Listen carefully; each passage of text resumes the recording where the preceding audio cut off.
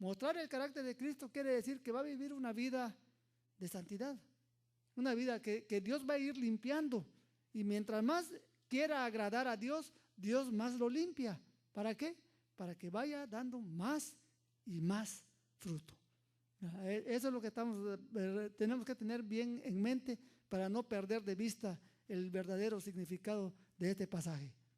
Dice el versículo 3, le habla a los discípulos. ¿Recuerda usted? Judas ya había salido. Judas no se encontraba con ellos. Dice aquí, ya vosotros estáis limpios por la palabra que os he hablado. Bueno, aquí hay algo muy importante, hermanos. ¿Qué es lo que va limpiando la vida? La palabra de Dios. A Judas no le interesaba la palabra. ¿Sabe qué es lo que le interesaba a Judas? Como le interesó al principio a todos los discípulos. Fíjese, se había prometido en el Antiguo Testamento que iba a venir un Mesías, ¿verdad? Que iba a venir a liberar al pueblo de Israel, que en ese entonces, cuando el Señor Jesucristo vino, se encontraba oprimido o bajo el cautiverio, o más bien bajo la presión del ejército romano. Entonces, en la mente de los judíos estaba que cuando viniera el Mesías lo iba a librar de esa cautividad romana, de esa opresión. Tenían en su mente eso. ¿Por qué?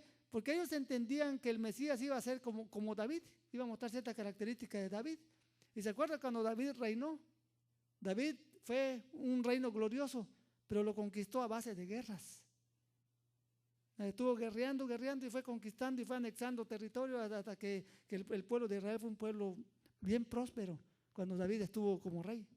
Entonces, en la mente de los judíos, de acuerdo a que la promesa que había era que Israel iba a ser otra vez el centro del mundo, pues decían, pues el Mesías va a venir y va a ser como David. Va a conquistar por medio de guerras, nos va a librar políticamente y nosotros vamos a estar pues ya como el centro del mundo. Entonces, ¿qué significaba? Cuando los apóstoles vinieron, pues esa era la idea que ellos tenían. Aquí está el Mesías. Pues vamos a seguirlo porque nos va a librar de los romanos. Y ese era, durante mucha parte del ministerio de Jesús, ese fue el pensamiento de ellos. Que el Señor Jesucristo nos iba a librar del imperio romano mediante guerras. Por eso ellos pedían, ¿se acuerda usted de los pasajes que decían? Pues deja que uno de mis hijos se siente a tu diestra y el otro a tu siniestra, que mis hijos estén ahí sentados junto a ti, porque estaban pensando en un reino político. Eso es lo que pasaba. Entonces Judas se acerca, al igual que los demás, pensando eso. Pero llega el momento en que el Señor le empieza a decir, es que es necesario que el Hijo del Hombre padezca y sea crucificado y resucite al tercer día, y empiezan a darse cuenta que no era un reino político. Los 11 entendieron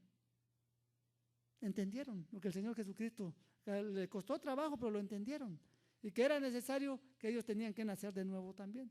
Judas no lo entendió nunca. Judas jamás lo entendió.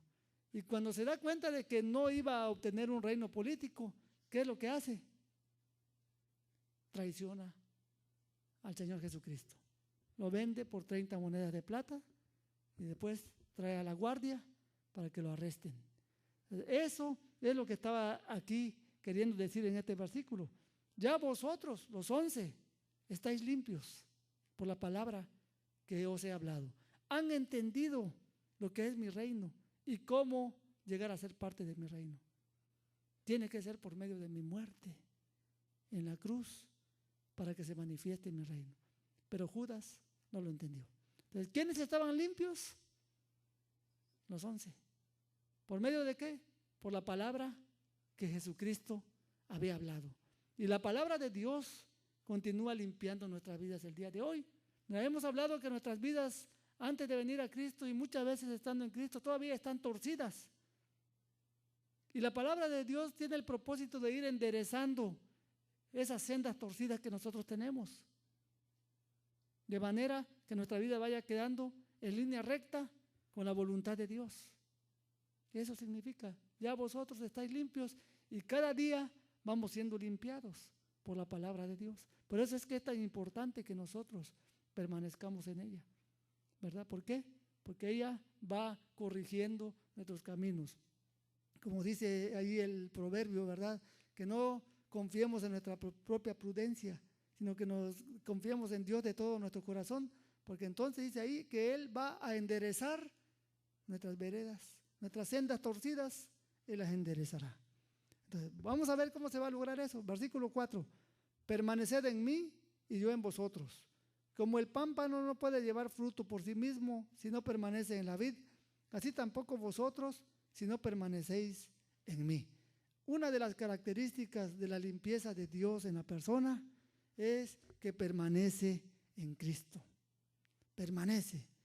Una de las características del pámpano que lleva fruto, que está siendo limpiado por Dios, es que va a permanecer unido a Cristo.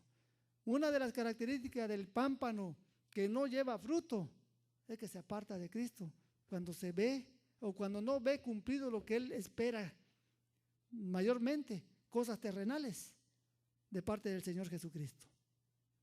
Este pámpano, cuando ve que no ha logrado las cosas terrenales que ambiciona, no me aparto del Señor, no me interesa estar con Él.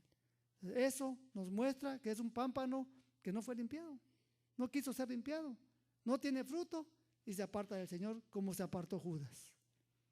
Aquí en lo que vemos de Judas nos da las características de los pámpanos o de las ramas que en realidad no pertenecen al Señor y no llevan fruto, se apartan del Señor.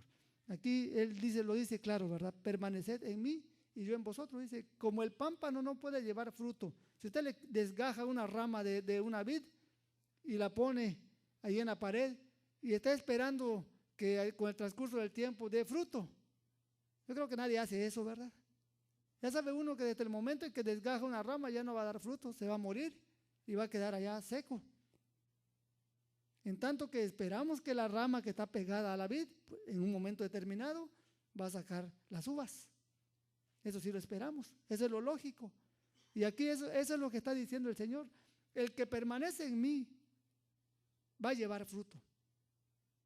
Porque la vida viene de mí y yo soy el que le voy a dar esa vida. El Padre lo va a limpiar para que lleve mucho fruto, para que sea semejante a mí, para que viva conforme a mi palabra. En tanto, el que no permanece en mí, sí pudo haber estado escuchando de Dios, pudo haber estado en comunión íntima como estuvo Judas, pero no entendió la salvación. Se va a secar. Ahora dice aquí en el 5, yo soy la vid, vosotros los pámpanos. El que permanece en mí y yo en él, este lleva mucho fruto, porque separados de mí, nada podéis hacer. Aquí hay algo que el Señor está diciendo, que tenemos que entender bien. Separado de mí, nada podéis hacer. Ahora, ese nada, ¿a qué se referirá? Porque usted va a encontrar a muchas personas que no son de Dios, que están haciendo muchas cosas. Entonces, ¿a qué se referirá ese nada? Usted va a encontrar, por ejemplo, a artistas que viven en la fornicación, en la inmundicia, en el alcoholismo, en las drogas, pero que dan donaciones a casas de pobres. Y el mundo los alaba. Y dicen, mira qué gran corazón tiene este hombre. Pero ¿a qué se referirá? Nada que tenga valor espiritual delante de Dios vamos a poder hacer, aunque nos estemos matando haciendo muchas cosas, si no permanecemos en Cristo. ¿Se captó, hermanos? Podemos nosotros querer hacer lo que queramos en nuestra carne y podemos dar donaciones, podemos, como dice Pablo allá en en 1 Corintios 13, podemos dar inclusive nuestra vida, nuestro cuerpo, para que sea quemado. Pero si no tengo amor, ¿qué quiere decir? Si no permanezco en Cristo, de nada me sirve. Porque no está motivado por Cristo, sino que está motivada por mi carne. Y la motivación de mi carne siempre va a ser autoglorificarme. Todo el tiempo va a ser así. Por eso cuando el Señor Jesucristo dice aquí, yo soy la vid verdadera, y luego dice, si se separan de mí, lo que hagan no tiene valor para la vida eterna. Pueden hacer muchas cosas, pero no hay nada digno de valor para el reino venidero. Entonces, ¿qué es lo que nos está diciendo el Señor aquí? Que Él es el que controla la vida. ¿Por qué? Porque nuestra naturaleza humana está corrompida, está desviada. Y solamente Él es recto y solamente Él conoce cómo alinearnos otra vez en su voluntad. Y la única manera en que nos va a alinear es cuando permanecemos en Él y en su palabra. No hay otra manera.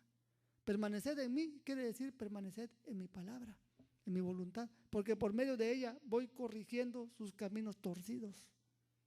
Voy enderezando las sendas que están desviadas. Les voy alineando con la voluntad de mi Padre.